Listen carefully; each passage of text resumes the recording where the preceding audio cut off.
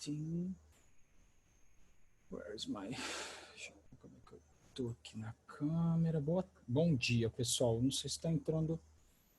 Deixa eu ver, tem pessoas. Não, ainda não. Sala 2. Sala 2.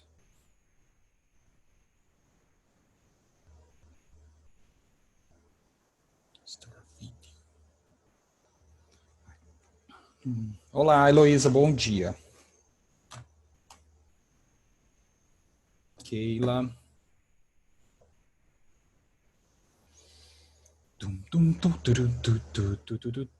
Bom dia, pessoal, para quem está entrando aí agora.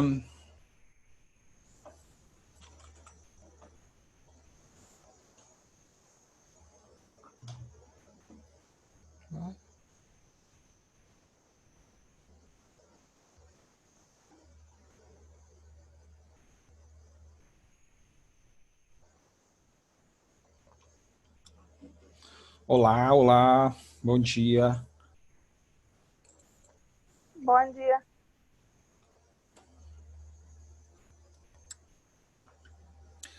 From Heloísa. Bom dia. Só nós hoje? Só vai ter a gente? Não vai ter mais ninguém, não? A sala vai ser só nossa. 2 horas. Ok, já estão colocando aí no chat, beleza. Pessoal, se minha voz ficar um pouco diferente da fala, e é por conta dessa mesma ferramenta que eu estou usando. Fui ali em Ares comprar uma câmera, hoje eu vou até lá de novo, vou ver se eu acho mais uma vez uma webcam, mas não tinha em local nenhum, tinha acabado tudo, parece que está todo mundo atrás de webcam ultimamente. Por que será, né? Olha só, pessoal, para quem já está aí, não acredito, eu vou ter que comprar uma lumináriazinha aqui para frente, acho que vai ficar bom também, para resolver esse problema da luminosidade. Eu estou mais baixo por conta de que a cadeira mesmo, eu diminuí o tamanho da cadeira, então ficou melhor. Eu vou tentar não mostrar. Aqui é o meu computador, tá? Infelizmente. Para quem já está aí presente, pessoal, a gente vai continuar falando a respeito do capítulo 8, tá bom?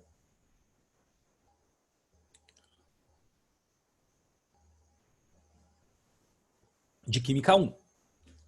Aí semana que vem a gente começa a falar de Química 2. Na verdade, a gente vai fazer uma revisão, tá bom? Em algum momento. Eu ainda não sei em qual aula vai ser melhor para a gente fazer isso. Talvez eu já faça na semana que vem essa revisão com vocês, tá? Essa revisão é para justamente a gente pegar aí os pontos que vão cair nessa avaliação que a gente vai fazer, tá? Vocês já receberam o conteúdo da avaliação?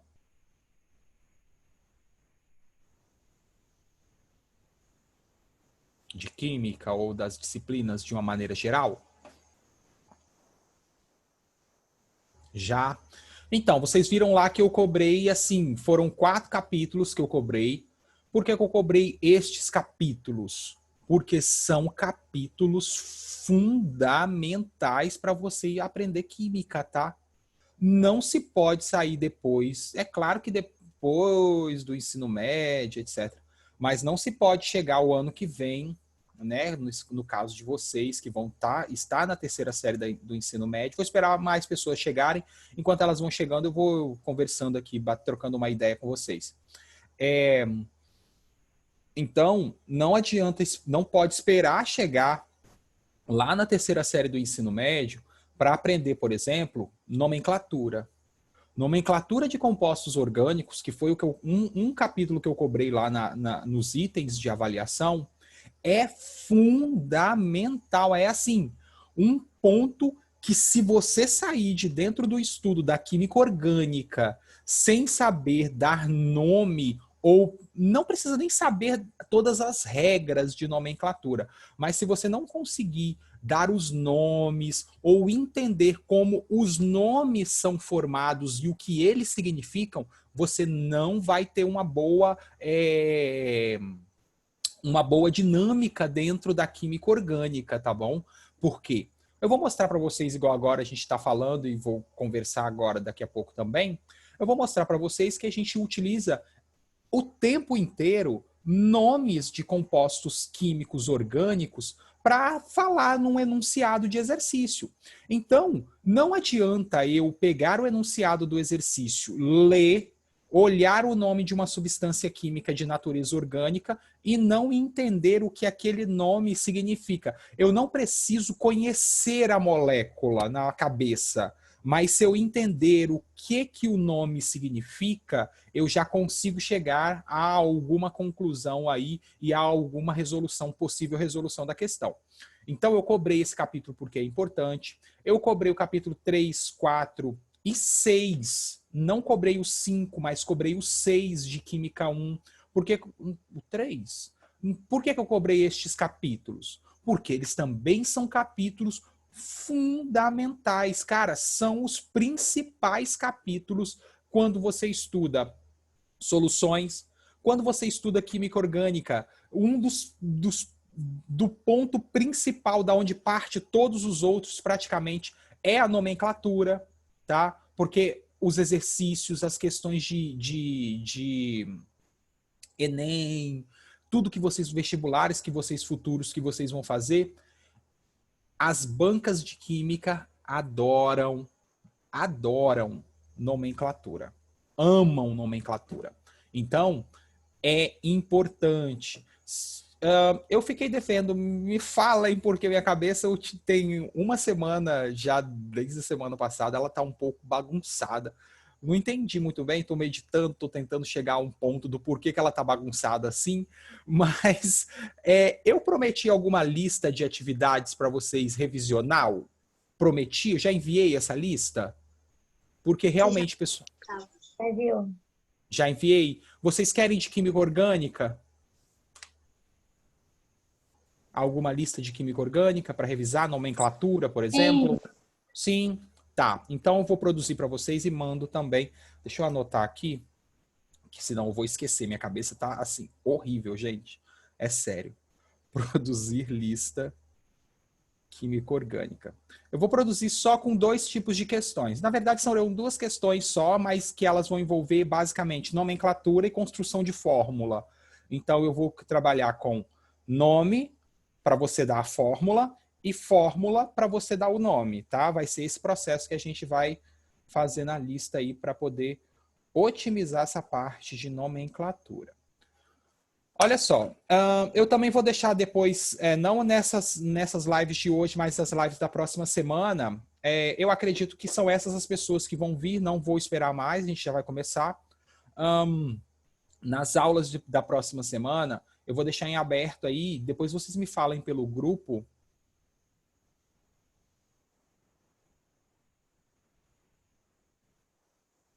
Depois vocês me falem pelo grupo. Ah, o roteiro de estudo. Beleza, Júlia. Ok. É para mim isso que você vai mandar? Foi eu que pedi? Né? Eu pedi para você um roteiro? Não, Gustavo, eu tô te pedindo um roteiro. Depois não, gente, eu te mando. sem querer. Não, é tipo um PDF, roteiro. Não, gente, eu não tô estudo, pedindo tá? nada. Não sei, o que você quer? Você quer um roteiro de estudo? Não. Pode falar, se precisar eu já monto a lista nesse caráter, entendeu? Com um roteiro. Nada contra, tá? Pode ser, então. Tá, beleza, eu faço isso. Não tem problema não. Bem tranquilo fazer. Então vamos lá, pessoal, olha só. Vamos continuar falando aí a respeito, né, da química orgânica, a respeito de... Olha que bacana que a luz fica até melhor ali na tela ali. A respeito desses conceitos, que também são conceitos importantes na resolução de questões, tá? Porque eu já falei a importância dessa temática para provas como prova do Enem. Aí você fala, mas eu não sei se vou fazer a prova do Enem esse ano. Eu não sei nada também, mas é importante ter um foco, porque eu sempre acredito na seguinte coisa. Faça. Ah, mas eu não usei depois. Não interessa, você fez e já sabe, tá aí na sua cabeça. O dia que você precisar, você já vai saber onde procurar. Então, faça. O que eu quero dizer é, estude. Ah, não vai ter a prova do Enem vai ser só lá em dezembro, sei lá. Ótimo, estou estudando, estou me evoluindo, não estou parado. Por quê? Essa temática é uma temática constante dentro da prova de química do Enem, não só de química, mas também de biologia. Então, é uma temática que envolve uma série de fatores, não só biologia e química, geografia também, pode envolver questões de sociologia e história. Por quê? Porque quando a gente fala de combustíveis fósseis, igual a gente está estudando, aqui a gente está preocupado com a parte química, né? Qual é a composição, quais são as principais características, que tipo de composto, que tipo de estrutura orgânica é observada dentro, tá? É só uma aulinha que eu tinha gravado aqui. É observada dentro desse conceito, tá? Então a gente está aplicando mais a parte química. Mas questões do Enem, por exemplo, podem envolver as questões sociais, os impactos sociais, os impactos econômicos, ambientais, tudo isso a gente vai ver nessa sequência de 3 capítulos. Vimos sobre o petróleo, vimos sobre ai, meu Deus, esqueci agora. O carvão mineral, desculpa.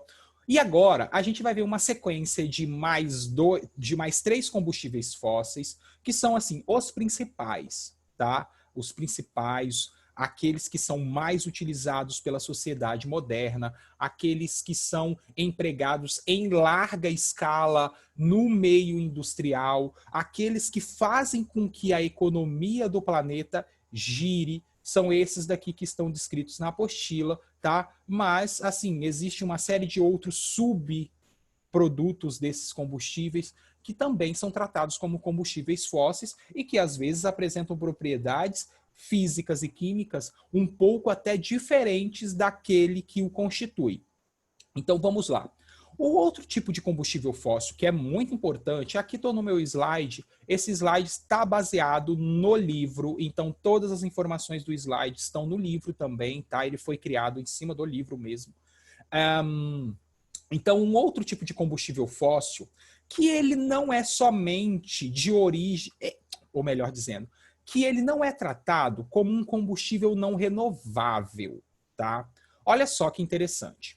Quando a gente fala de combustíveis fósseis, muitas vezes essa ideia dos combustíveis fósseis vem atrelada com a ideia de um recurso não renovável, tá? Existem alguns, como o gás natural, o metano, tá? Ele é renovável. Ele é um combustível de natureza fóssil, porque ele é produzido a partir de decomposição de matéria orgânica.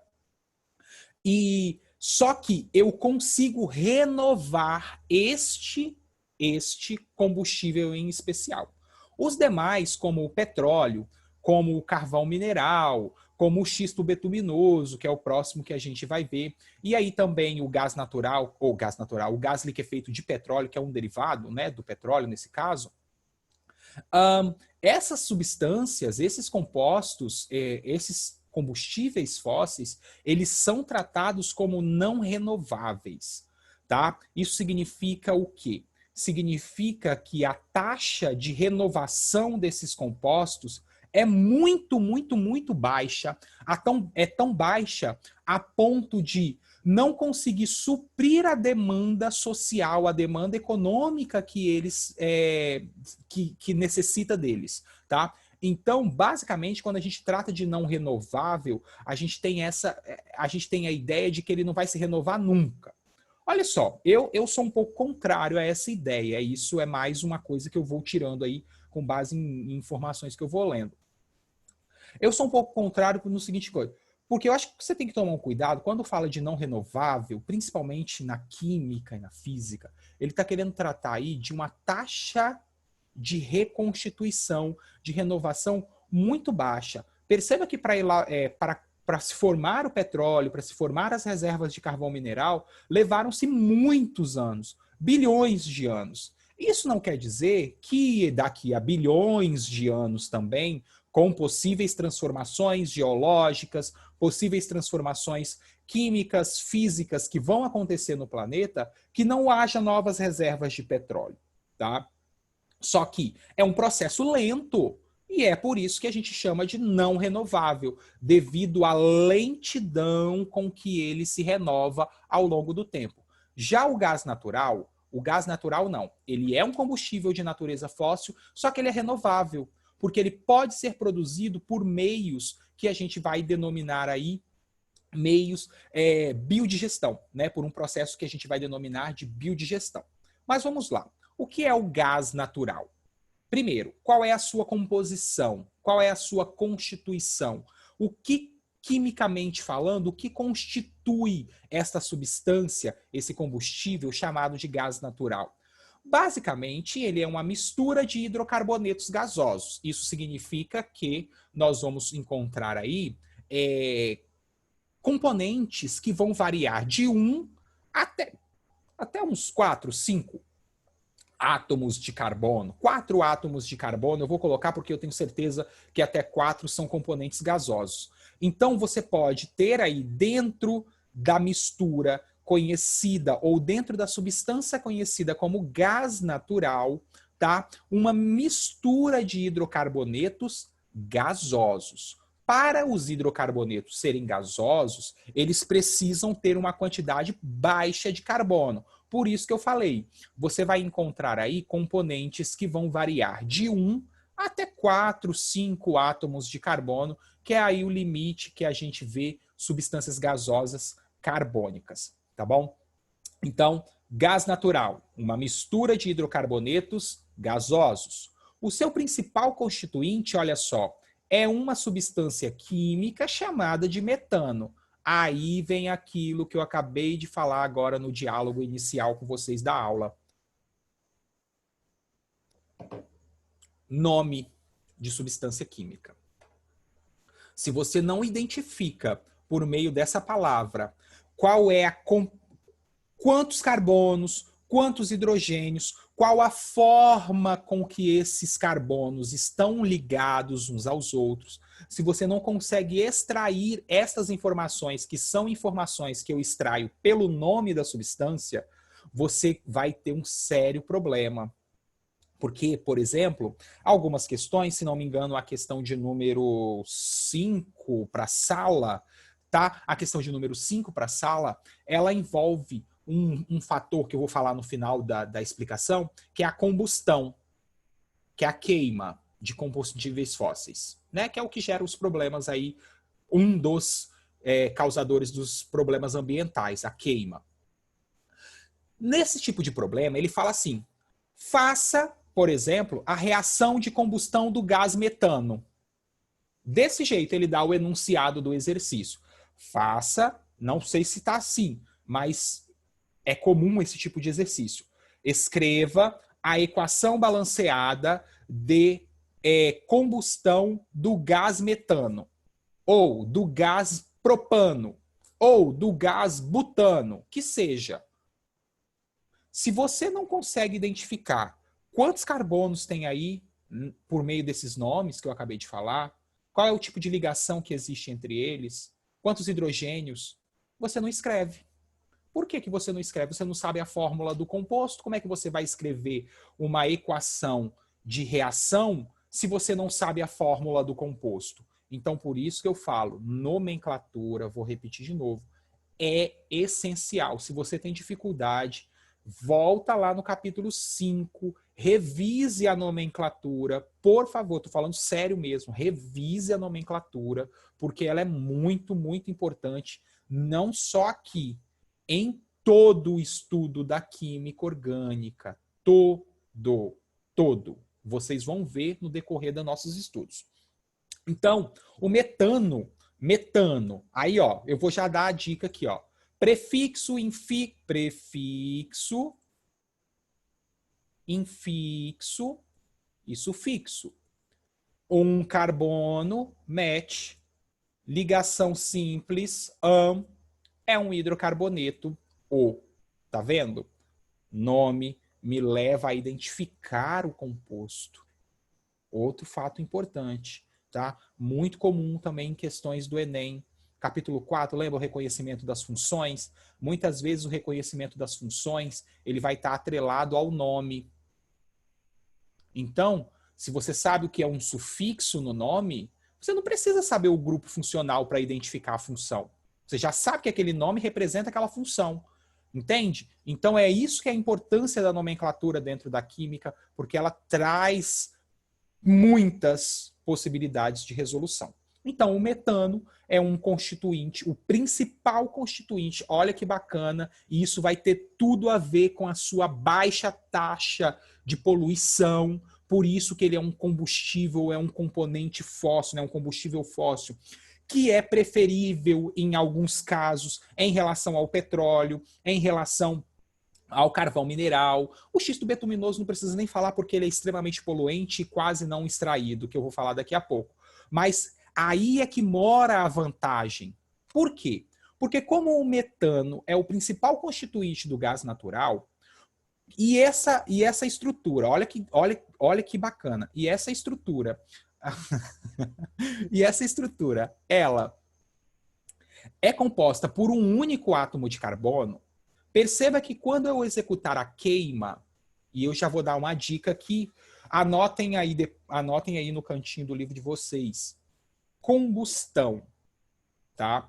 Então, quando acontece uma queima, uma combustão, dois tipos de processos podem acontecer. Seria muito bacana se eu tivesse no quadro aqui, porque esse conceito eu boto no quadro, porque ele não traz assim explícito no livro para vocês. Combustão. Combustão, ela pode acontecer, anotem aí, ó. A combustão, ela pode acontecer de duas formas: completa e incompleta. Qual é a diferença entre elas? Primeiro, não há diferença. O que é comum entre elas? Primeiro, toda queima, toda combustão, em toda queima, os reagentes, um dos reagentes, obrigatoriamente é o oxigênio. Então, toda vez que eu for fazer uma reação de combustão, eu tenho que colocar como um dos meus reagentes o oxigênio, porque só existe queima porque tem oxigênio. Então, nós vamos ter sempre o oxigênio mais uma outra substância. Por exemplo, se eu fosse fazer a reação de combustão do metano, como reagente da minha reação, eu teria o metano e o oxigênio, ok?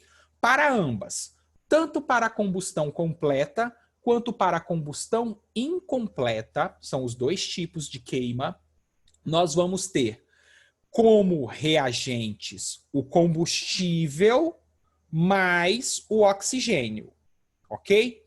A diferença entre as duas está no seguinte, que aí vai cair no que eu estou entrando aqui, nesse ponto do gás natural, que é a sua, digamos assim, vantagem. Como produtos da reação, através dos produtos da reação, melhor dizendo, é que nós vamos conseguir diferenciar uma combustão completa de uma combustão incompleta. Vamos lá. Anotem aí, ó. Combustão completa produz gás carbônico e água, dióxido de carbono e água, CO2 e água. Esses são os principais, ou seja, os produtos majoritários da combustão completa. Se caso existir um subproduto, aí o exercício te mostra, tá? Mas quando é para você escrever, ele espera que você coloque ou saiba posicionar como produtos de uma combustão completa, dióxido de carbono e água. Já a combustão incompleta, ela gera como produto majoritário, que não quer dizer que não sejam produzidos outros, mas ela gera como produtos majoritários monóxido de carbono e água. Então, veja, tem uma diferença. Na completa, nós temos dióxido, CO2 e água como produto. Já na combustão incompleta, nós vamos ter o monóxido, CO, monóxido de carbono e água. Beleza? E é aí, nesse parênteses, que eu pego a vantagem do gás natural. Se eu tenho um átomo de carbono, vamos supor que eu tenha 1 mol de metano. Ó, presta atenção, hein? Acompanhe o raciocínio. Suponha que eu tenha 1 mol de metano sendo queimado. 1 mol de metano sendo queimado. Como o metano só tem um carbono na sua estrutura, ele só vai conseguir também produzir aí, no caso, 1 mol de gás carbônico. Então, quer dizer, é diferente, por exemplo, da gasolina. Aí você fala, por quê? Eu vou pegar a gasolina como exemplo. Quer que eu escreva no Word para vocês entenderem o que eu estou falando? Quer?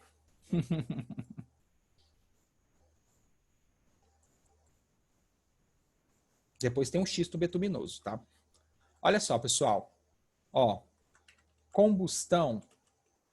Por que que o gás... essa é a minha linha de raciocínio.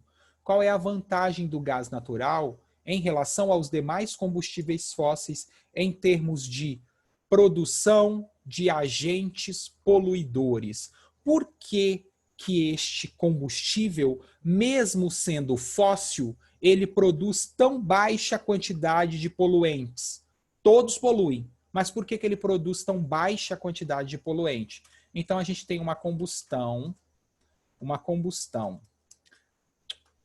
que pode ser completa e uma combustão que pode ser incompleta. Em ambas, nós vamos ter um combustível mais o gás oxigênio, sempre como reagentes da minha reação. Em ambas, tanto na completa quanto na incompleta. Aí o combustível depende da substância que está sendo queimada, tá bom, pessoal? Aqui eu posso substituir por N coisas. A diferença está aqui, nos produtos. A completa, ela produz dióxido de carbono e água.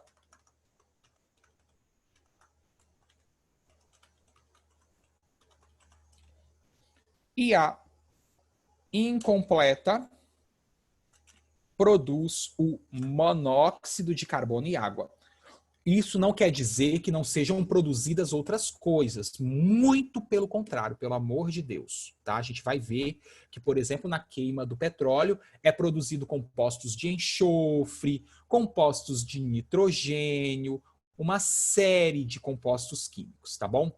Só que é importante você conseguir fazer essa diferenciação entre os produtos majoritários da queima, tá? Olha só o que eu falei. Por que que o gás natural tem essa vantagem? Ele é uma substância química constituída majoritariamente por metano mais O2. Opa.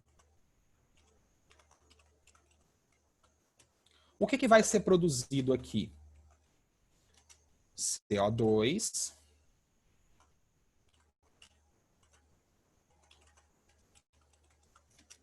mais água.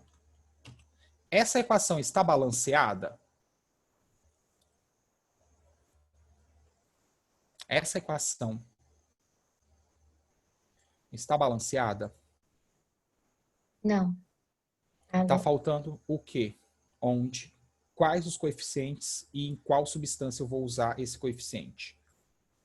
Tá faltando um 2 para virar 4 hidrogênio. Ok, perfeito. Agora está faltando uma substância a ser balanceada. E um 2 no oxigênio? Perfeito. É. Ah, isso. Olha que interessante, olha a vantagem. Olha, isso daqui é questão muito bacana. Já vi várias mesmo, questões em vestibulares e também no Enem, que envolve essa vantagem. Por que que se gera ou por que tal combustível é mais vantajoso que outro? justamente pela quantidade em mol. A gente sabe que o gás carbônico é uma substância poluente. Então, justamente está na quantidade em mol de gás carbônico. Ah, pessoal, uma outra coisa aqui que eu não falei é que muitas vezes, tá? Nem sempre eu consigo fazer o balanceamento utilizando o balanceamento do oxigênio aqui, ó, utilizando números inteiros, tá? Dá para fazer? Dá para fazer. Às vezes tem um trabalho muito grande, às vezes fica um trabalho, né, muito, digamos assim, muito cansativo de você chegar a essa conclusão. Então, em reações de combustão, tá? É comum utilizarmos números fracionados para equilibrar a quantidade de oxigênio. Então, ó, não se assustem, por exemplo, quando estiverem vendo uma equação química de combustão e o coeficiente do oxigênio aqui ser, por exemplo, 1/2. Para as reações de combustão, isso é aceitável, tá? Você pode fazer com números inteiros? Pode, mas em determinadas situações fica tão complexo você chegar a uma organização que acaba dificultando a sua resposta. Então, pode, para as reações de combustão, nós aceitamos, é possível é possível observar, você verifica, pode deixar como resposta números fracionados para o oxigênio. Isso eu estou falando de uma maneira geral. Agora, se o exercício está falando lá, por exemplo, balanceia a equação com números inteiros, aí, meu amigo, vai ter que fazer com o número inteiro, e aí você se vira para fazer no sentido de que você vai ter que conseguir encontrar um valor mínimo para todos, tá? Mas fiquem atentos a isso. Ok? Entendido isso, vamos para a finalização. Vou pegar a fórmula da... Por que eu copiar isso aqui, ó? Repetir isso tudo de novo? Eu só vou montar a fórmula. Esse é para o gás natural, tá? Deixa em maiúsculo mesmo. Agora eu vou fazer aqui para gasolina. O principal componente da gasolina aí é o isoctano. Quantos hidrogênios tem em um álcool? Olha quanta coisa eu vou cobrando dentro de uma única questão. Quantos hidrogênios possui um alcano com 8 átomos de carbono? Quantos átomos de hidrogênio eu vou ter que colocar aqui? Não pode ser 4. E nem 8.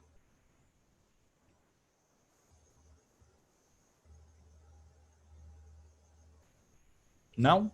18. Por quê? Volta lá no capítulo de hidrocarbonetos e olhe as fórmulas gerais para alcanos, alcenos e alcinos. Olhe isso. Bom, já aqui de cara você já vê o seguinte.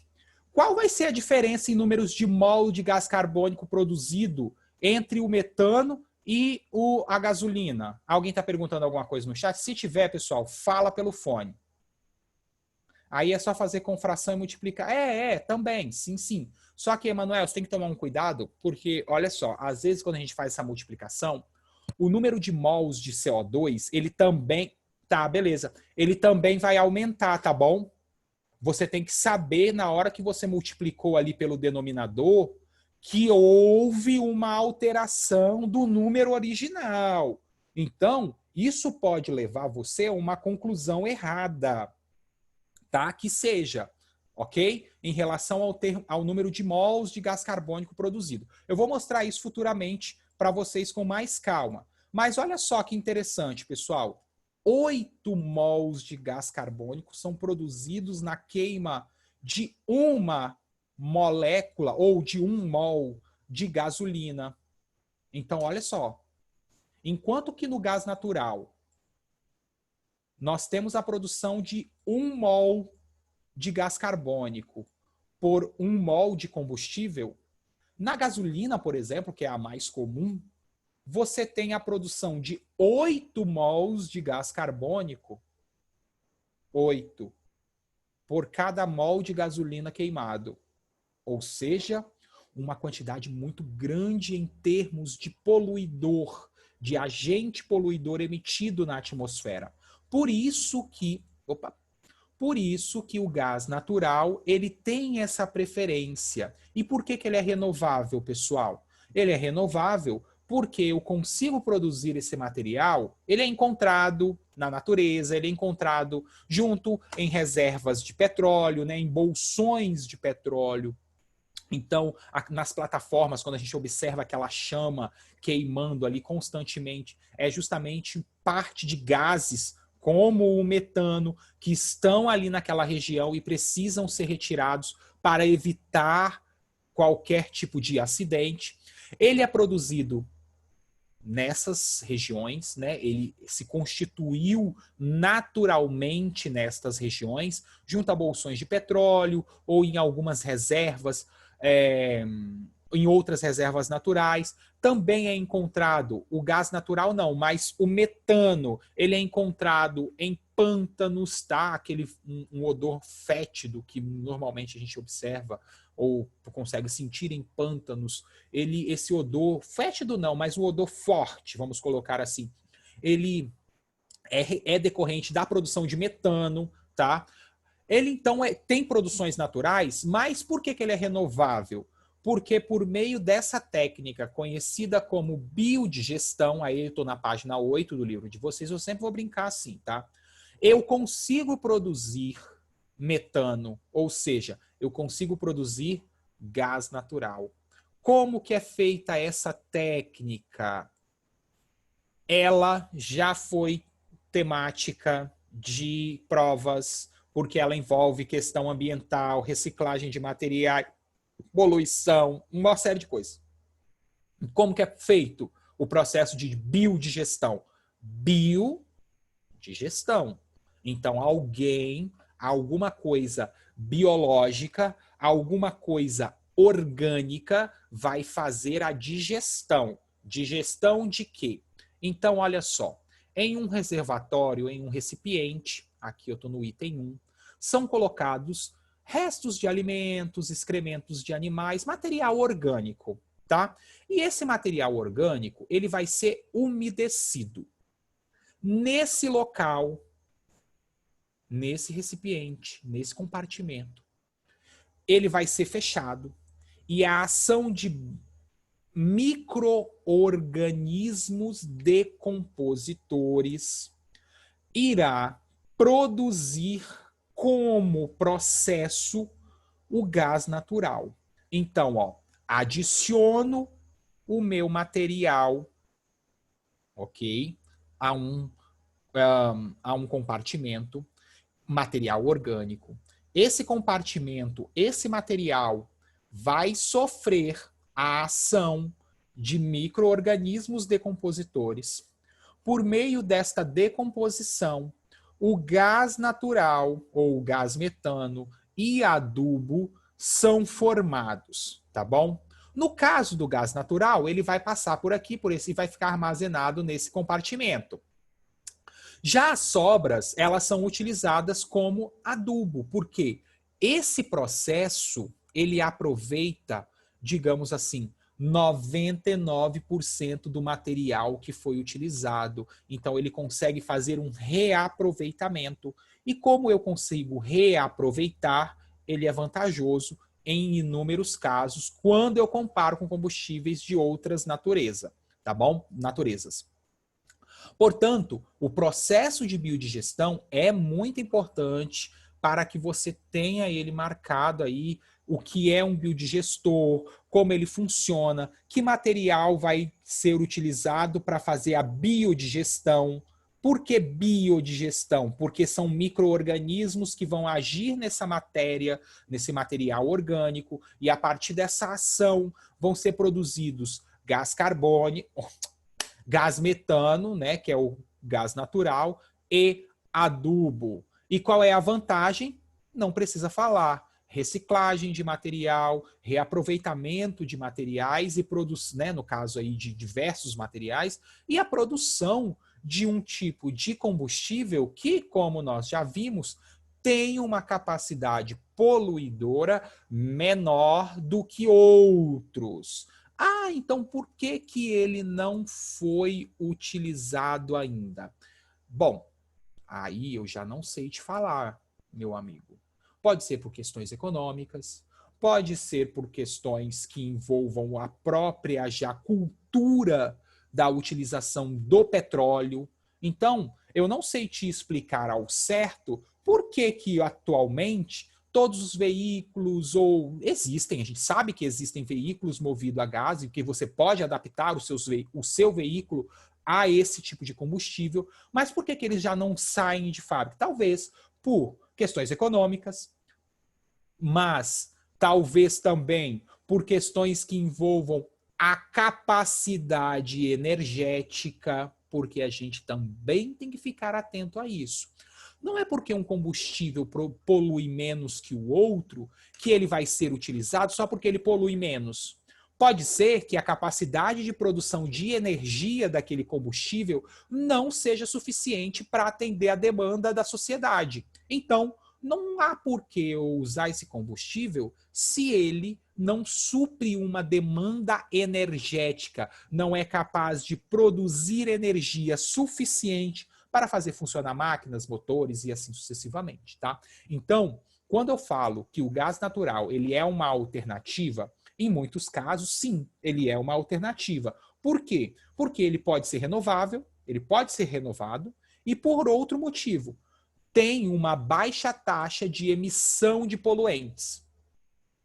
Mas por que que ele não é utilizado? Aí depende. Pode ser por questões econômicas, né, que envolve a indústria petrolífera, e aí não vem ao caso da aula, mas também, que aí já entra no contexto mais específico da aula, mas também pode ser por questões de produção de energia, geração de energia.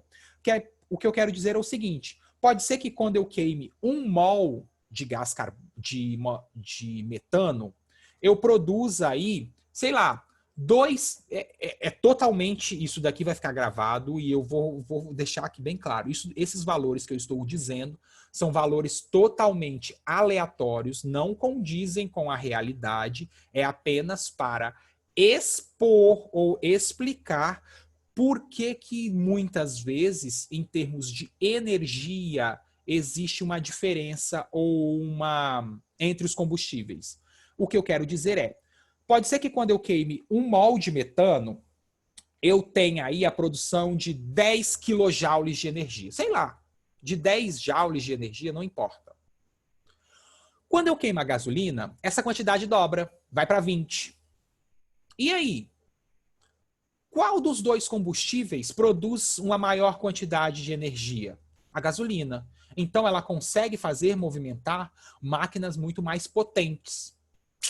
E aí entra a questão econômica e aí vai vendo. Tá vendo? Então, em cima de um único contexto, eu consigo fazer, um apanhado geral de uma gama de situações que envolve um tema. Até agora eu só falei tudo o que eu falei até agora, que são informações extremamente relevantes, não porque eu estou falando, mas é porque são informações relevantes, porque estão presentes em questões, estão presentes em materiais, e aí você chega na seguinte ideia, de que em cima de uma única temática, a gente consegue fazer uma série de avaliações. Tudo bem até aqui? Deu para entender essa parte? Ô, Gustavo, Hum. tipo assim, dependendo do lugar onde o carbono, o petróleo é retirado, muda alguma coisa a composição dele? Não. Pode existir traços de uma maior ou de uma menor quantidade de substâncias, mas a constituição majoritária do petróleo é hidrocarboneto, entendeu? O que pode diferenciar, Maria, é que pode ter uma quantidade de enxofre maior do que a outra, mas a composição em si são hidrocarbonetos, tá bom? Então ela não varia, ela não tem variação de uma região para outra. Beleza? Você está falando de Isso. um exercício isso para a sala, não é? Não, Ou é, primeiro, é uma atividade. proposta. Tá? Eu vou dar uma analisada nela, tá? Mas não que eu tenha conhecimento. Eu acho que... Deixa eu verificar aqui qual é essa questão. Rapidinho, pessoal, só para eu... Agora fiquei curioso. Ô, Gustavo, Hum? quando fala, tipo, para representar uma combustão só assim, sempre é completa? Se ele não falar nada? Aham. Ok. Não, Maria. Não é. Tá? A composição do petróleo... Oh, meu Deus do céu. A composição do petróleo é constante, independente da região onde é extraído. Ela é constante em termos de hidrocarbonetos, tá, Maria? Só que ocorrem variações, sim, entre a quantidade de outros componentes que vêm atrelados ao petróleo. Então, há uma variação, sim, tá bom? Ok? Beleza. Ela está errada. Tem uma variação porque justamente acontece aí. Ela é constante no sentido do seguinte, Maria. Ela é constante porque ela é constituída majoritariamente por hidrocarbonetos. Isso não muda. Só que o que varia e o que ele quer dizer? Que dependendo da região, sim, podem ser encontrados traços de outras substâncias e aí a composição do petróleo ela vai variar. Beleza? Composição não majoritária, mas os outros que estão atrelados a ele. Tudo bem? Beleza? E aí, Sim. pessoal, para finalizar a nossa aula e fazer alguns exercícios, o último tipo de componente químico que é aí gerado, na verdade, ou que pode ser encontrado, né, dentro dessas reservas naturais, é o xisto betuminoso. Eu já vi isso em algum momento da aula de geografia de vocês, eu não sei se foi o ano passado, o Fábio, ele estava escrevendo alguma coisa a respeito de Foi. combustíveis fósseis. Então você já tem essa noção dos combustíveis, tá? Só um reforçando e explicando características químicas. Olha só, xisto betuminoso. Ele recebe esse nome porque ele é um material encontrado em uma rocha. Ou seja, é um material que foi produzido ao longo de processos que foram acontecendo com o planeta Terra, então processos químicos, físicos, geológicos, que alteraram a composição e em certas rochas, denominadas de rochas sedimentares, foi armazenado, né, elas têm essa capacidade, esse tipo de rocha, foi armazenado um material chamado de betume. O betume, ele é um material que tem digamos assim, não uma composição, mas uma característica muito similar ao petróleo. Então, ele é um material oleoso, tá? Ele tem uma coloração similar, só que a sua composição não é a mesma. E esse material, ele tem um processo ou digamos assim, um rendimento em termos de recursos, de subprodutos que podem ser retirados do betume, muito superiores ao petróleo. Então, o xisto betuminoso, que é uma rocha, e dentro dessa rocha encontramos esse material oleoso chamado de betume, eu consigo produzir ou ter um rendimento de subprodutos muito superior ao petróleo. Muito. E eles têm aplicações tão efetivas quanto as aplicações dos materiais provenientes do petróleo. Por que então esse material ainda, perceba que eu botei bem aqui, ó, vir a ser uma alternativa futura?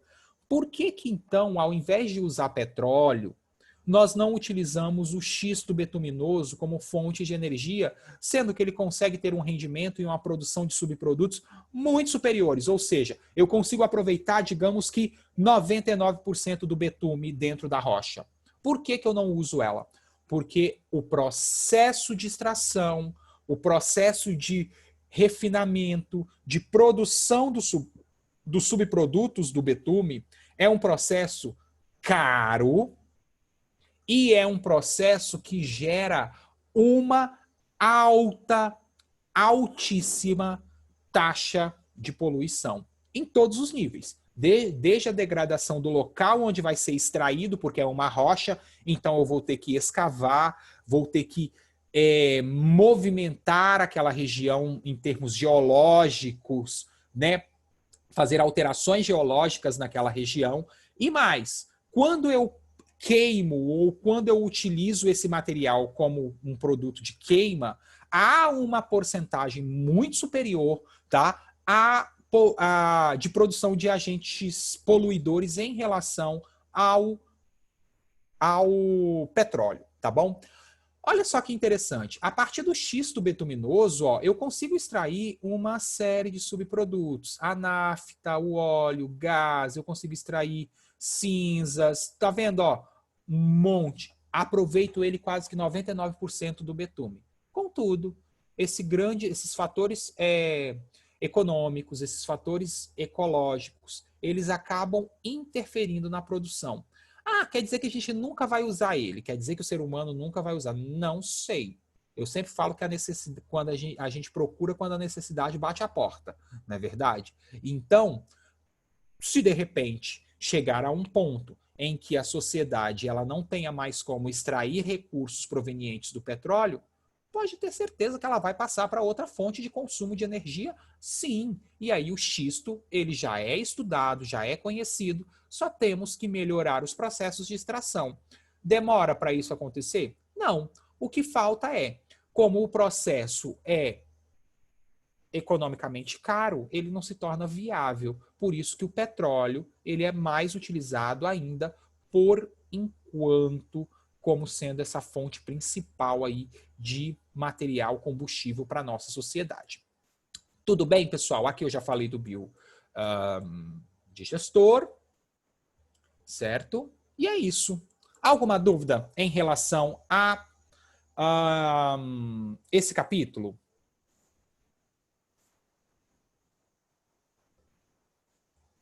Pessoal? Não? Tranquilo? De boa? Sim? Então aí, aqui o resuminho, ó. Tá tudo resumido as principais características. O GLP, o gás liquefeito de petróleo, eu já falei ele, lembra que eu falei na aula passada, tá? A respeito dele, falei do metano, que é, né, um dos constituintes aí do gás natural. Ok? Então, vamos para as atividades. Pode ser? Sim. Há alguma dúvida em relação a esse capítulo? Nenhuma? Nada? Tudo tranquilo mesmo? Ô, Gustavo, depois quando você começar a fazer os exercícios, você pode explicar melhor a 9 de proposta? Sim. Então, olha só, pessoal. Explico sim. Vamos lá fazer essas atividades. Elas envolvem série de informações que a gente conversou aí durante essas duas aulas, né? Algumas questões têm informações de natureza econômica, outras têm questões que envolvem a natureza mais química, para você entender componentes, processos que são utilizados na extração, prospecção, enfim, e todos os tipos de etapas que envolvem a exploração do recurso, e como nesse primeiro caso aqui, ó. Campos de Goytacazes, região do norte do Rio de Janeiro, é considerada a capital nacional do petróleo. A bacia de Campos, olha lá, produz cerca de 900 mil barris de petróleo por dia. Petróleo cru, ou seja, o material bruto. Quando ele fala cru, é o material extraído direto ali da reserva. A operação que permite isolar tanto a gasolina quanto a querosene, que são subprodutos do petróleo, é denominada de... Aqui, cara, pelo amor de Deus, se você não conseguir associar destilação fracionada ao petróleo, você vai estar em maus lençóis. O petróleo é um material líquido e ele é composto por várias substâncias. Então, o material chamado de petróleo, ele é uma mistura de substâncias químicas. Como que eu faço para extrair todos os componentes desta mistura? Por meio de um processo conhecido como destilação fracionada. O que é? Não sei. Se você não sabe o que é a destilação fracionada, você vai procurar, porque eu não vou falar. Fica gravado aqui mesmo. Não vou falar. Tá bom? Ok. Então, destilação fracionada é o tipo de processo de separação utilizado para extrair os componentes do petróleo. Toda vez que nós falamos de petróleo, destilação fracionada. Como que ela acontece? Não sei. Na verdade, eu sei. Eu só não vou falar aqui agora, porque eu já falei isso, então vocês agora têm que procurar. Número 2, muito fácil também, tá? Uma questão do Enem. O ciclo biogeoquímico do carbono, olha aí, ó. Ela já começa a falar ciclo biogeoquímico, quer dizer o quê? Que já vai tratar de questões ecológicas, questões ambientais relacionadas aos combustíveis fósseis. Então, ó, o ciclo biogeoquímico do carbono compreende diversos compartimentos, né, diversas etapas, entre os quais a Terra... entre compartimentos, não, diversas regiões do planeta, desculpa, entre os quais a Terra, a atmosfera, os oceanos, né, diversas partes do planeta fazem parte desse ciclo. E diversos processos que permitem a transferência de compostos entre esses reservatórios.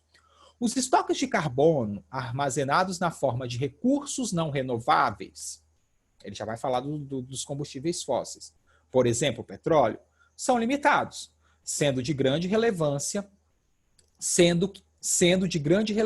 que se perceba a importância da substituição de combustíveis fósseis por combustíveis de natureza renovável. A utilização dos combustíveis fósseis interfere no ciclo do carbono, por quê? Porque ela faz o quê? O que a gente viu na queima dos combustíveis agora há pouco? Nós vimos que isso produz quantidade de gás carbônico. Então, ó, nesse caso aqui, ó, o aumento na quantidade de carbono presente na atmosfera. Não da porcentagem de carbono contido na Terra. Não é isso. Ele aumenta a quantidade de carbono presente na atmosfera, tá? Olha só que interessante. Ele já colocou aqui, para você ter ideia, ó, ele já tá, a questão ela já envolve aqui que você suponha que eles estão sendo queimados e não utilizados para outra coisa, tá bom? Então, fiquem atentos a essas coisas que vocês têm que inferir também, né? Dizer, chegar à conclusão, mesmo não estando expostas ali no enunciado da questão. Questão número 3. A questão número 3, ela vai, ó, agora já fala, a queima de combustíveis fósseis é uma das principais fontes de poluentes causadores da chuva ácida. Uma questão não tão feliz, vou colocar assim. Ela não foi muito feliz em ser colocada aqui.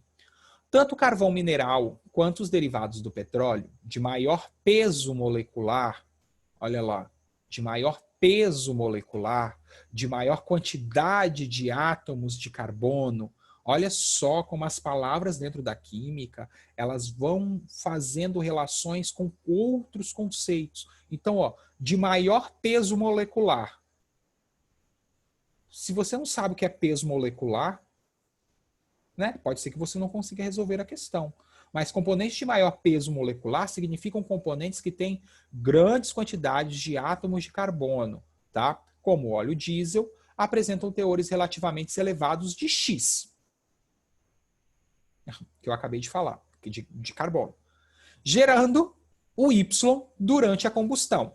Como ele não fala, assim como a Camille disse, a combustão ela tem que ser completa. Ele trata como uma combustão completa aqui nesse caso, tá? A não ser que há uma alternativa aí fale ao contrário, mas acredito que seja combustão completa. A reação entre o oxigênio atmosférico e Y pode formar o gás Z, outro poluente atmosférico. A reação entre Z e a água produz o A, responsável pelo abaixamento do pH da chuva. Então, olha só, pessoal. Nesse caso aqui, você tem que ficar atento ao seguinte. Vamos lá. Chuva ácida. Esse é o tema. Chuva ácida.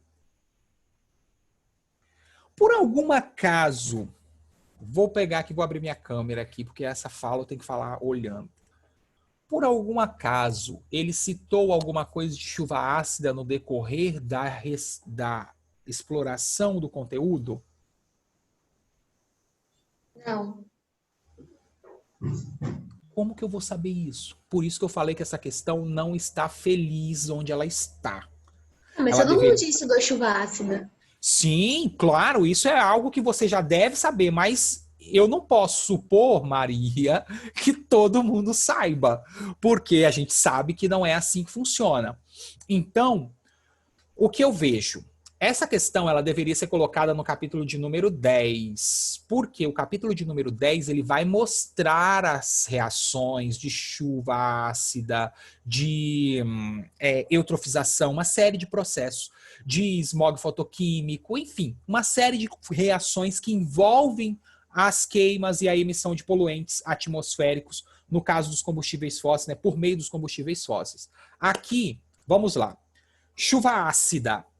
Óleo diesel. Vocês já viram em postos de gasolina, quando você vai lá talvez você com seu pai, ou vocês já repararam que em frascos de óleo diesel, tá assim, ou até mesmo na relação de preços, na tabela de preços do posto, tá assim, S10, S10, S32, S8. Já viram isso? O S é enxofre. Essa quantidade ali, S8, S32, enfim, é a quantidade de enxofre que foi ou que é encontrada naquele óleo diesel em especial. Então, olha que interessante. Um dos derivados do petróleo, o óleo diesel, e é assim como o petróleo propriamente dito, tá? E os demais compostos também, podem ter na sua composição traços de duas substâncias, de dois elementos químicos importantes, tá? Que vão ter relação com a chuva ácida. Então, ó, além dos eu já falei isso no slide, eu sei que está escrito lá porque eu coloquei. Além dos hidrocarbonetos, no petróleo nós encontramos também traços de enxofre e nitrogênio. O nitrogênio, na verdade, ele pode ser até proveniente da própria atmosfera que entra no motor e acaba sendo queimado ali no processo. Mas existe nitrogênio e enxofre em quantidades variáveis, mas existem estas quantidades no petróleo. E aí que tá. O óleo diesel é um dos componentes do petróleo que apresenta uma das maiores taxas de enxofre, justamente devido à sua extração e composição, tá? Da sua característica. Então, é comum você ver em frascos ou até mesmo na tabela de preços de postos de gasolina, tipo assim, óleo diesel S32, óleo diesel S10. Tipo, é a quantidade de enxofre que está presente naquela amostra ali, tá? Eu não sei exatamente se é em porcentagem ou se é em partes por milhão, tá? Depois eu verifico essa informação e passo para vocês. Mas ela tem relação com quanto em traços de enxofre são obtidos naquele óleo diesel. Então, fiquem atentos. Aqui, quando ele fala de Y, ele está falando justamente do enxofre. Então, ó, apresentam teores relativamente elevados de enxofre, gerando aí vem, o que é produzido quando o enxofre é queimado? Aí você tem que vir aqui e fazer isso aqui, ó. Vamos lá.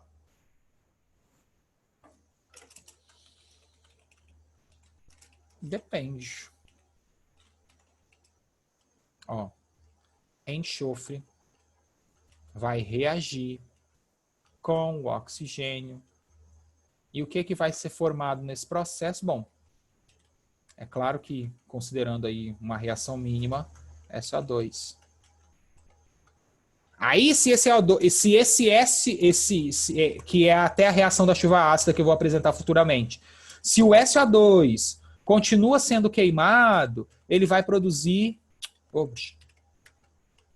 Oh, meu Deus! Se ele continua sendo queimado, ele vai produzir SO3. Oh, meu Deus do céu.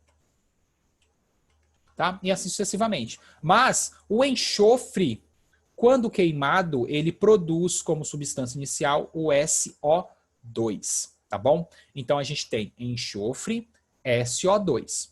A reação entre o oxigênio atmosférico e Y, então, ó, a reação entre o SO2 e o oxigênio atmosférico produz SO3. A reação entre Z e água produz A. Peraí, desculpa. A reação entre o oxigênio atmosférico e Y pode formar o gás Z, que é o SO3, outro poluente atmosférico. A reação entre Z, que é o SO3, e a água produz um ácido. Que ácido? H2SO4. Aí você tem que lembrar lá do ano passado. SO3 é um óxido, SO3 é um óxido covalente, né, molecular. Quando em contato com a água, óxidos moleculares, ou seja, aqueles que não são iônicos, produzem ácido H2SO4. Ah, como é que eu sei isso? Isso daqui é da primeira série. Isso daqui eu falei hoje com vocês. Estou falando agora, vou repetir depois no capítulo 10. Mas isso daqui é da primeira série do ensino médio, ó, que a gente fez e refez o ano passado. Essa parte aqui. Tá? Então aí a gente tem a letra C. Tudo bem? Tranquilo. Dúvida? Dúvida?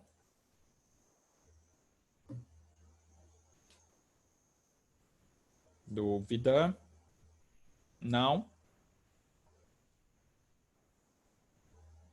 Vocês não participam da aula, não? Vocês? Ou é só da minha aula que vocês não participam? Eu acho que vocês não participam de aula nenhuma, pelo que eu já vi de gravações. Por quê? Vocês não têm dúvida? Ou vocês não estão assistindo o que eu tô, ou não estão ouvindo o que eu estou falando, né?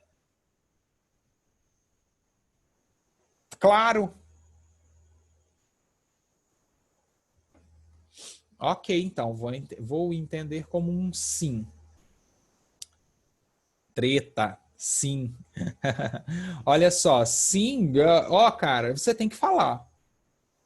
Ou a gente se adapta a essa nova realidade e não para, porque eu vou falar exatamente o que eu falei com um amigo. Eu vou só dar um parênteses aqui para eu falar exatamente. A situação está acontecendo com uns amigos meus que também fazem faculdade. Estão parados. E os professores querem dar aula online, como a gente está tendo aqui. Eles não querem. Eles não querem ter aula online, porque não sei o quê, porque ele estuda presencial, que não sei o que lá, que não pode ter aula online. Eu virei para ele e falei assim, se eu sou uma pessoa que também estou passando por essa situação como todo mundo, e estou disponível aqui para você, e você pode evoluir, adquirir conhecimento. Você tem que fazer isso por você. Você tem que fazer por você. Você não tem que fazer por pensando, tinha que ser assim. Tinha, mas não é. Você tem que fazer por você. Eu tenho que adquirir conhecimento porque isso é benefício para mim. Não é benefício para o meu pai, não é benefício para minha mãe, não é benefício. Acaba que sendo indiretamente, mas o crescimento é seu. É você. Aí você tem que pensar que quando a gente está tendo aula online, não é ideal? Não, não é ideal. Talvez não seja o ideal. E, né, eu acredito que não é. Mas é importante você pegar esse momento e falar assim, caramba, aquele cara ali, não estou falando eu, mas aquele cara que está ali do outro lado, ele está tentando me ajudar de alguma forma. Vou aproveitar isso, porque isso é meu, é para benefício meu, da minha pessoa. Então, se eu acho que eu mereço, eu acho que eu mereço ser beneficiado com aquilo, ótimo, eu vou atrás. Agora você tem que se sentir assim. É seu. É só você. Não tem ninguém que está sendo prejudicado. Ah, não é fulano, não é chiclano. É você. Se eu estou passando um conhecimento e você não quer aquele conhecimento, quem está sendo prejudicado? Você tem que pensar que é você e não as pessoas ao seu entorno. Fechando parênteses, voltamos aqui agora, tá? Fique com esse recado aí na cabeça, porque é importante mesmo a gente ter essa consciência. Não é ideal, mas eu vou me adaptar. Eu vou fazer o melhor que eu posso, porque é o meu que está na reta, é o meu benefício, é benefício do meu crescimento pessoal, tá bom? Então fiquem atentos a isso. 4. FGV, o uso de combustíveis causa grande impacto ambiental, mais informações relacionadas aos impactos ambientais. Fechei parênteses e já parto direto para o exercício. Não tem essa comigo não, vocês sabem como funciona. A liberação de gases poluentes é de material particulado devido à combustão incompleta. Considerando apenas a composição dos combustíveis que causam esse impacto, tem-se em ordem crescente de menor para o maior impacto ambiental, qual sequência? Aí, olha lá de novo o que apareceram para vocês aqui agora. Mais uma vez, o que apareceu aqui? Os nomes. Então, quando você fala em queima de combustíveis fósseis, você fala em geração de gás carbônico, CO2.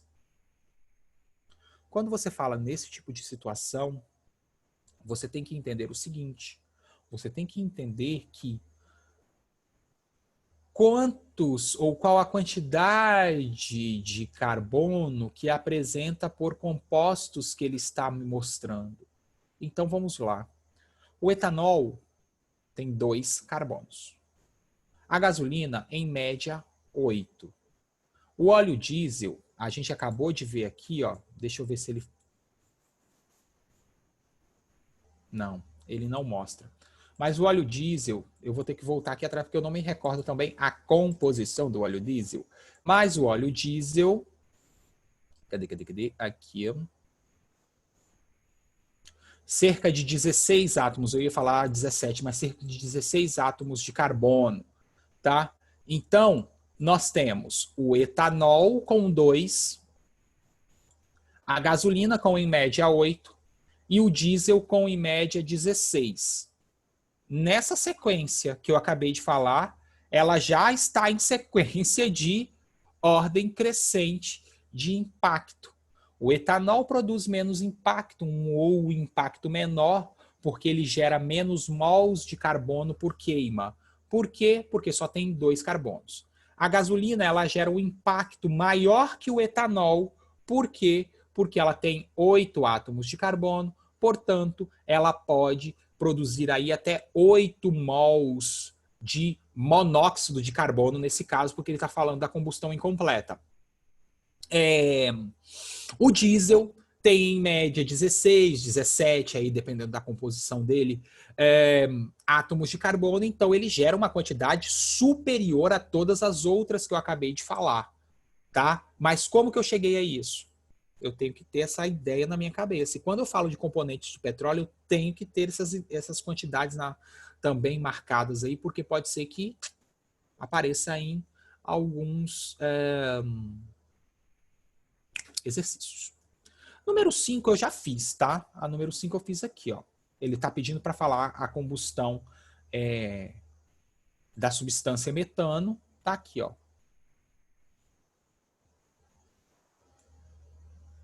Tá bom? Então esse Essa é a resposta da número 5. Tudo bem, pessoal?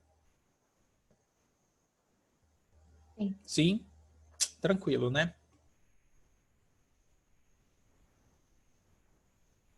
Beleza. Então vamos para as propostas.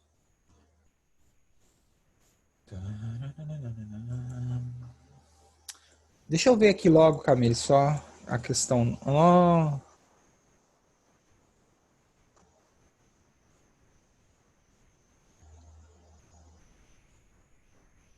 Isomerização. Caramba! Ele já trabalha com esse tipo de conceito aqui. Ele nem falou que é isômero. Poxa, olha só, Camille. Eu te aconselho nesse primeiro momento, até a gente chegar na parte de isomerização, depois eu posso te fornecer a resposta que está lá no livro. Eu posso mostrar aqui para vocês, inclusive. Você consegue fazer o craqueamento e a reforma catalítica, porque aqui ele já te dá o que ele quer ser produzido, tá bom? O craqueamento você vai quebrar, você vai transformar um composto grande em um composto pequeno, tipo esse aqui, ó. Aqui, ó. Tá vendo, ó? Eu tenho um composto que tem 12 átomos de carbono, ele vai sofrer o craqueamento produzindo duas substâncias, a gasolina e um outro composto aqui que é o gás etano, tá bom? Mas tá vendo, ó? Eu parti a quantidade de carbonos, eu quebrei a quantidade de carbonos e hidrogênio em duas moléculas menores. Então esse é o craqueamento. No caso da reforma catalítica, você vai transformar esse hexano aqui ou em um ciclo, na verdade, ou em um ciclo alcano, né, que é um hidrocarboneto de cadeia fechada, ou você pode transformar ele em um composto aromático. Lembrando que ele vai produzir sempre o composto aromático ou o ciclo mais gás hidrogênio, tá bom? Já a isomerização, caramba, não é legal esse nome aqui agora, porque ele vai trabalhar com um processo de isomeria. A gente não estudou isomeria ainda, tá? Eu posso te dar a resposta desse item 3 e falar que você não precisa se preocupar agora, no capítulo 8, com esse termo, tá bom? Agora. Depois que a gente chegar no capítulo 17 ou 18, não, 16, 17 e 18, isso, você vai estudar isomeria, aí a gente tem mais, digamos assim, liberdade para falar desse tema, tá bom? Beleza, Camille? Deu para sacar? Depois eu posso mostrar a resposta, mas no craqueamento você vai quebrar o ciclo o hexano em moléculas menores e na reforma catalítica você vai converter esse composto ou em um ciclo alcano ou em um composto aromático. Converter, não é quebrar, tá? No craqueamento quebra, na reforma catalítica eu converto, tá bom? Ok. Número 1. Aqui, ó, que foi a questão até que a gente discutiu anteriormente com a Maria, né, que ela tinha perguntado. A número 1, em relação ao petróleo, assinale a alternativa correta. A número A, a letra A, ela está incorreta. Por quê? Porque apesar de ser constante em termos de hidrocarboneto, no sentido de que ele é constituído majoritariamente por hidrocarbonetos, a composição do petróleo ela varia, uma vez que as quantidades, os teores de enxofre e outras substâncias também dependem da região. Então, na verdade, a composição dele não é constante, ela é variável, mas não em termos de compostos majoritários, mas pelos seus produtos que vêm, outros compostos que vêm atrelados a esta mistura. O processo de cracking possibilita extrair do petróleo uma maior quantidade de gasolina. Sim, verdade. O processo de cracking possibilita extrair do petróleo uma maior quantidade de gasolina. Esse é o objetivo do craqueamento. transformar frações do petróleo com grandes quantidades de carbono em gasolina. Esse é o objetivo. Não é que aqui na 9 você vai transformar em gasolina, não. Ali você só vai quebrar, tá? Você só vai transformar ela em moléculas menores, tá? Então, o cracking ou o craqueamento... Oi. Mas não é para aumentar, tipo, melhorar ele? Não para aumentar a quantidade de gasolina, é para melhorar o funcionamento, digamos assim. Melhorar o rendimento. O que é rendimento? Quantidade. Em química, rendimento é quantidade. Então, ó, se você olhar aqui o Não é melhorar a qualidade da gasolina, não? e a quantidade. Ambos. Não a qualidade somente, ó. Com o objetivo de melhorar, faz o I da reforma catalítica. Qualidade, reforma catalítica.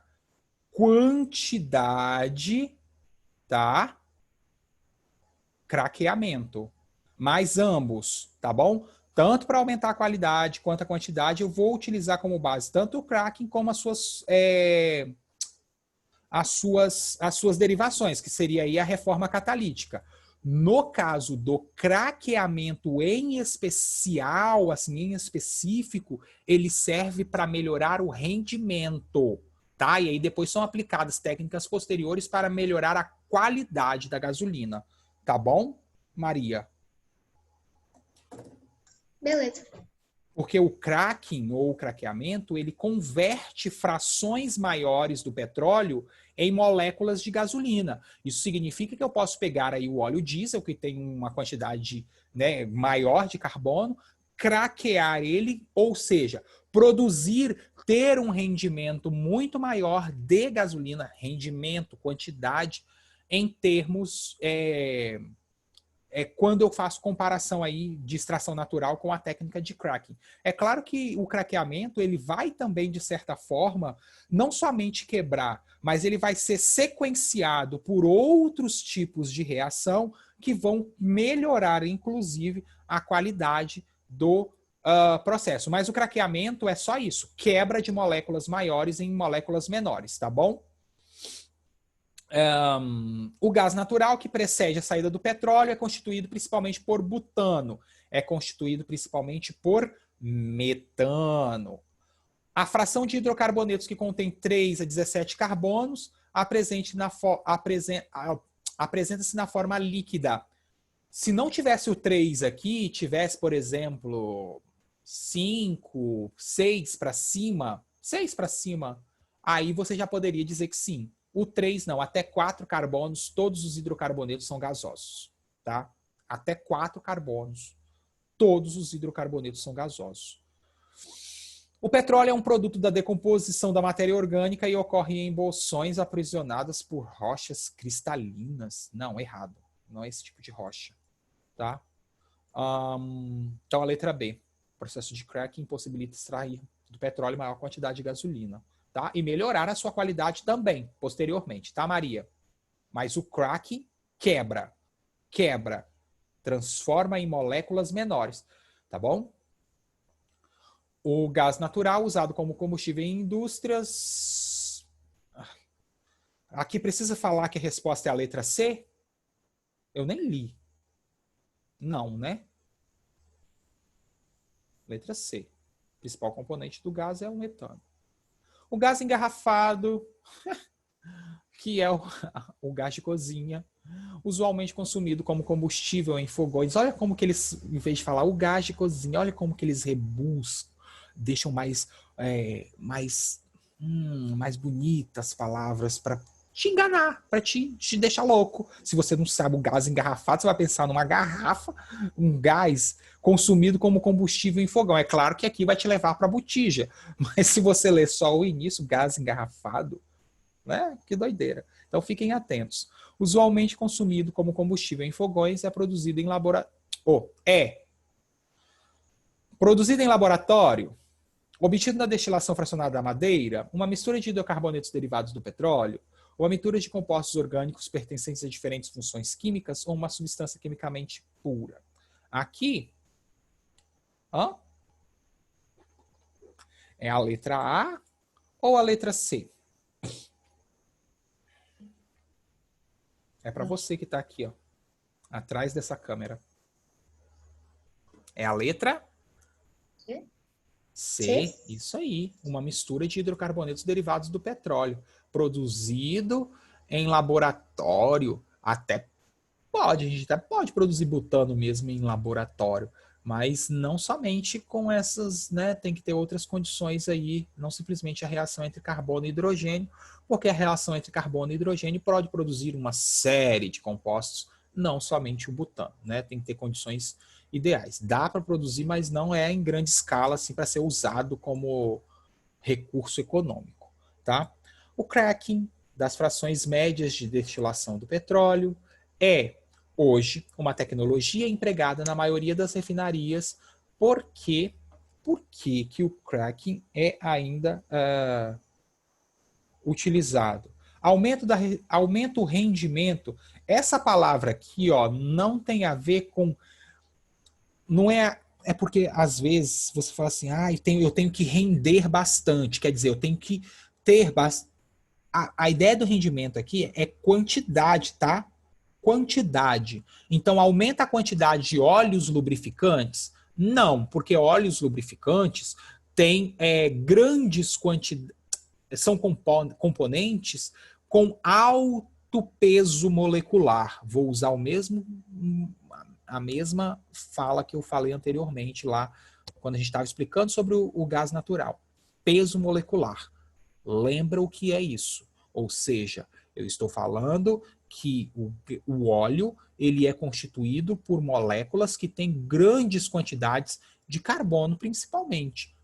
Elevado peso molecular. Economiza energia térmica? Não, nada a ver. Tipo, é aquela alternativa nada a ver que você pode utilizar. Permite a utilização de equipamentos mais compactos. Não, também não. Facilita a destilação do petróleo?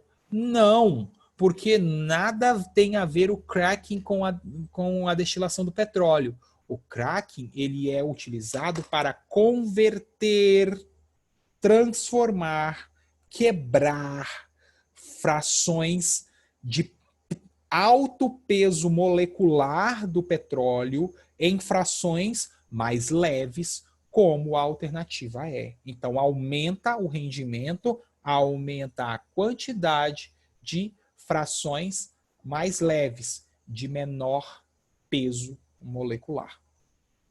Beleza? Tranquilo, né? Belezinha. Frequentemente se toma-se conhecimento das notícias sobre acidentes com navios petroleiros. Os vazamentos de petróleo geralmente são identificados por grandes manchas negras que se formam sobre a superfície dos oceanos, causando sérios prejuízos à vida marinha. Minha garganta está doendo, eu tinha que tomar água. Tá? Essas manchas ocorrem porque o petróleo é basicamente constituído por uma mistura de... Eu vou pular essa, tá? Vou pegar... Cadê? É constituída por uma mistura de... Daniel! Tá aí, Daniel? Daniel? Bruno? Tá aí? Estão assistindo minha aula?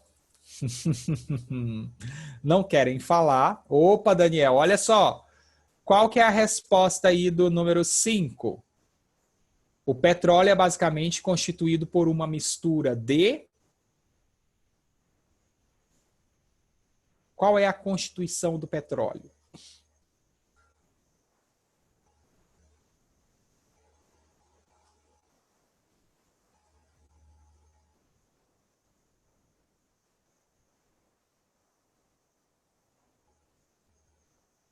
Hum?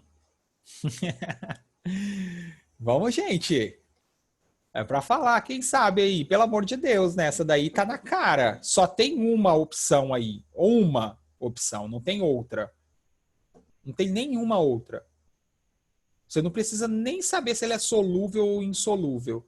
Isso. Então, letra A é a única que tem hidrocarbonetos, tá? Então, ó, petróleo uma substância caracterizada por sua composição em hidrocarbonetos insolúveis em água devido à sua polaridade, né? São apolares, são substâncias apolares, não se misturam com a água, etc, tá? Então fiquem atentos a essas ideias também das ligações intermoleculares.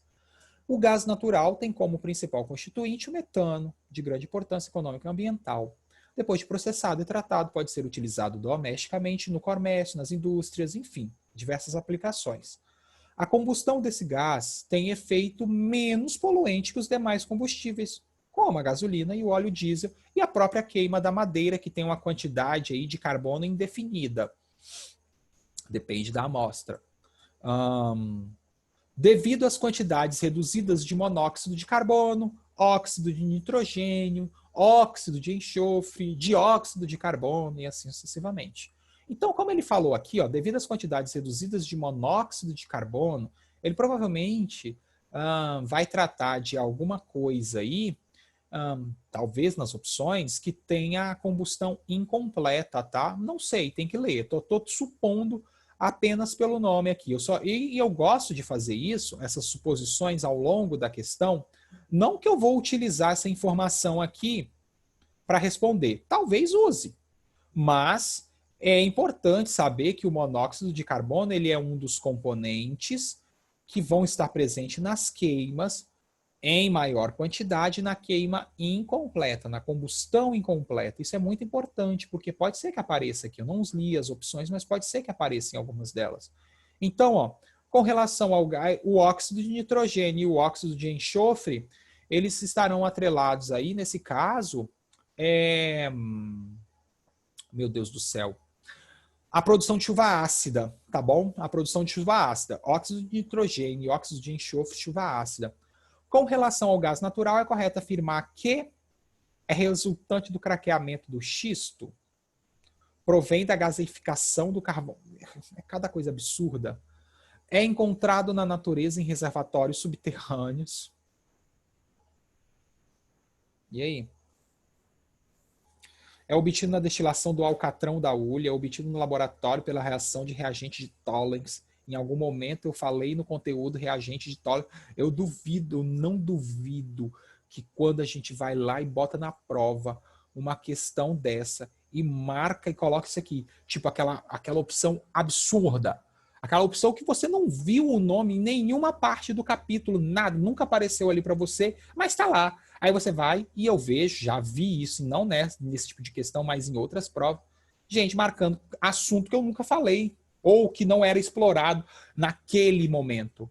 Então fiquem atentos, os reagentes de Tollens serão explorados quando a gente estudar reações orgânicas. Aí a gente vai ver para que esse tipo de composto é utilizado, como ele é utilizado. Aqui não foi falado, então aqui a letra C. Pelo amor de Deus, olha cada questão fácil. Encontrada na natureza em reservatórios subterrâneos. Isso é questão para a segunda série de ensino médio resolver? Isso daqui é questão de 7º ano, 7ª série. Muda uma coisinha ali e outra aqui para ficar bonitinha e só. Isso aqui não é questão de segunda série, não, resolver. Eu vou botar umas questões. Eu vou fazer depois, quando a gente terminar esses 3 capítulos, eu vou fazer uma lista só sobre isso. Vou colocar umas questões de nível bom para vocês resolverem, tá? De nível legal, assim, para vocês resolverem, porque eu acredito que vocês têm um conhecimento muito maior do que apenas isso. É claro que isso daqui é um treino, mas eu sei disso, que vocês têm capacidade muito superior a isso, tá? Então, vamos lá. Mas, de forma geral, as questões desse tipo de conceito são questões fáceis, tá? São questões que são fáceis porque elas trabalham com muitas informações que a gente vê no nosso dia a dia e que a gente está cansado de saber e por ter estudado em vários tipos de situação. Olha lá, destilação fracionada, vê se você consegue identificar como que será a separação dos compostos em termos de peso molecular. Então é só você lembrar, ó, só vai chegar aqui no número 1, o petróleo vai ser aquecido. Só vai chegar aqui no número 1 componentes leves, bem leves, de peso molecular baixo.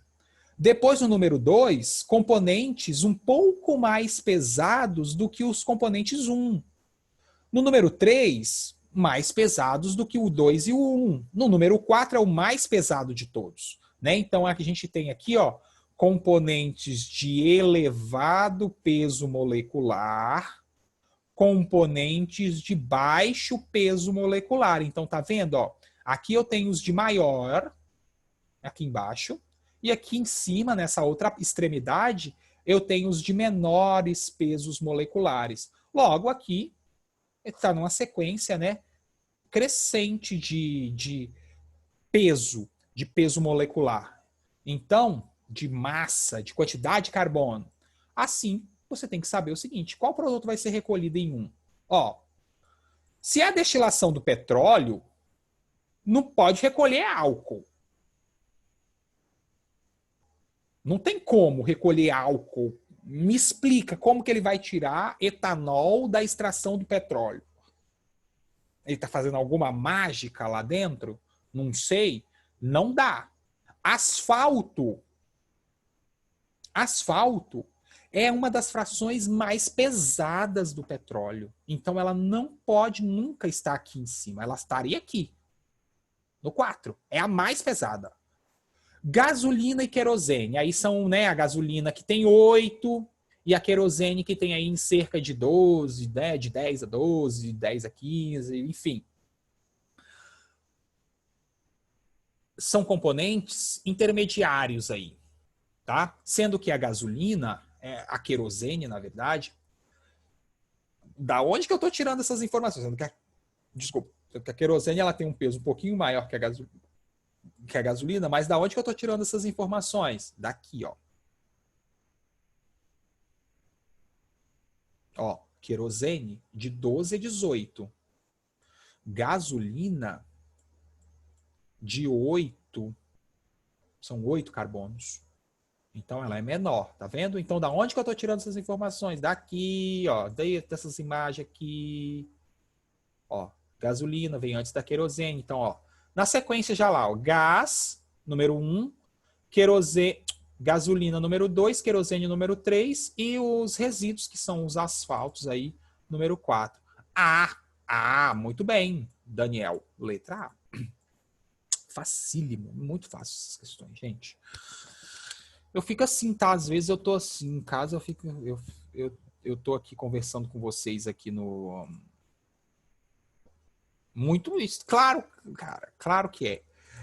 Eu tô aqui conversando com vocês, mas eu fico assim, fazendo exercício e falando, ai, muito fácil, olha que coisa simples, meu Deus, que coisa, né? Às vezes é legal, eu fico aqui fazendo esses exercícios assim, às vezes quando não tem nada para fazer, fazer exercício. Aí eu vou lá e faço o exercício, vejo o que ele fala, aí conheço um pouquinho do que está se tratando, o que eles costumam cobrar, e vou passando isso para vocês. Então, é uma questão de essa forma que eu estou tratando aqui os exercícios, normalmente é a forma que eu faço sozinho em casa, quando eu estou conversando aqui comigo mesmo, resolvendo as minhas atividades, tá? Pessoal, para a gente finalizar, vou falar as questão 6, não vou chegar, né, até o fim, depois vocês façam as outras e coloquem as respostas, já resolvi praticamente todas, né? Mas coloquem as 6, ó. Tô na 7, tô na 8, tô falando da 6, tô falando que eu tô bem. Coloquem as respostas lá da 9 e da 10 no registro de atividades da plataforma SAS. Qualquer coisa, me perguntem no particular a resposta da 9, que aí eu falo o que é isomeria, tá? Mas eu não vou falar aqui agora, porque senão eu vou começar a falar de um tema que vai ser explorado só no capítulo 16 da série 18. Isomeria. Então, melhor não deixar né, atropelar as coisas. Vamos ver o que fala essa daqui. Ai, Jesus. O petróleo, bolinha de gude, caixinha de fósforo, blá, blá, blá, blá, blá. Vai ficar gravado isso, mas é isso mesmo. Bolinha de gude, caixinha de fósforo. E aí vamos para a parte principal. O petróleo, na forma em que é extraído, não apresenta praticamente aplicação comercial, sendo necessárias separações de diferentes frações.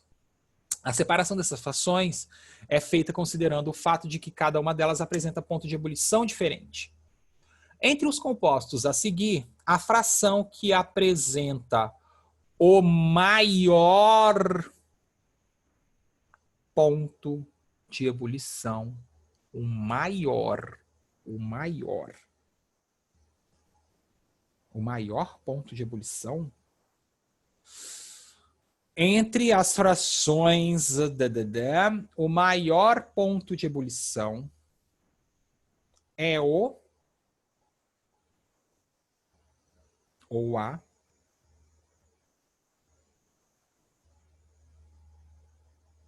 quem falou aqui alguma coisa? É? Concordam com o Daniel?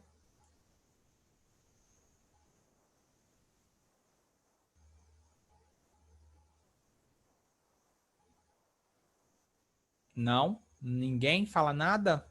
Eu concordo. Deve ser? Ele está acertando tudo. Olha, eu também concordo que é a parafina.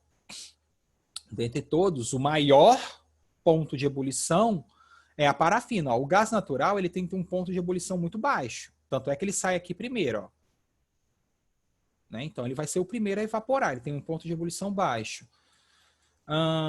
Aqui nessa sequência você tem gasolina, óleo diesel, né, nesse intervalo aqui. E os maiores pontos de ebulição ficam aqui embaixo, na verdade, porque eles nem entram em ebulição dependendo da substância. Então ali é a parafina, tá? Letra E. Deixa eu verificar.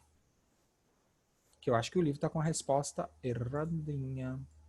Opa. Vou mostrar a resposta do 9 para vocês depois. Logo aqui, ó.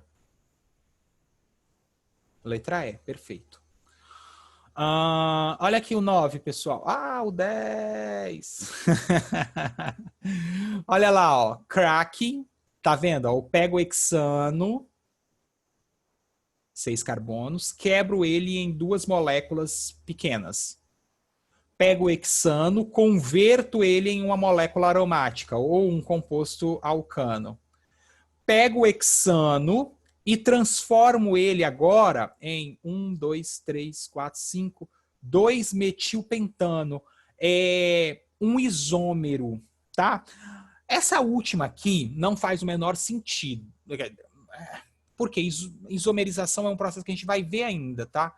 Mas percebam que isômeros, de forma geral, são moléculas que têm a mesma quantidade de carbono e hidrogênio, elas têm a mesma quantidade de carbono e hidrogênio, só que elas mudam de uma para outra a posição de um átomo, a posição de um grupo, tá? Isso são isômeros, compostos que têm a mesma fórmula molecular, mas a sua estrutura, né, a posição de grupos na sua estrutura, a ligação química, ela varia, mas ela sempre mantém a mesma fórmula, ó. Isso são isômeros. Não deveria estar aqui agora, mas é isso aí. Tá bom? Então a 9, ó, no item 1, quebra. No item 2, converte. No item 3, faz um isômero, 2-metilpentano. Tá bom? É isso. Beleza, pessoal? Para vocês, tranquilo? Para quem aí continuou falando, participando, tranquilinho? Certo? Então, ó, muito obrigado pela participação de vocês e até a semana que vem. Registrem as respostas, tá bom? Não tem um prazo, mas registrem porque eu avalio. Tchau, tchau. Tchau, Júlia. Tchau, pessoal. Gustavo. Oi. Quem falou? Eu me rendi. Eu baixei LOL, você acredita? Baixou? Baixei, agora eu tô jogando. Me adiciona então pra gente jogar umas partidinhas junto. Beleza. Só que eu tô aprendendo também, pô. Eu também tô aí, a gente aprende junto. Joga mal então. junto, é. Isso. Então, ó, manda. Depois eu vou te passar o link pelo... O link não, o meu nome pelo WhatsApp, que é o melhor. Beleza. Beleza? Tchau, Falou. pessoal. Falou.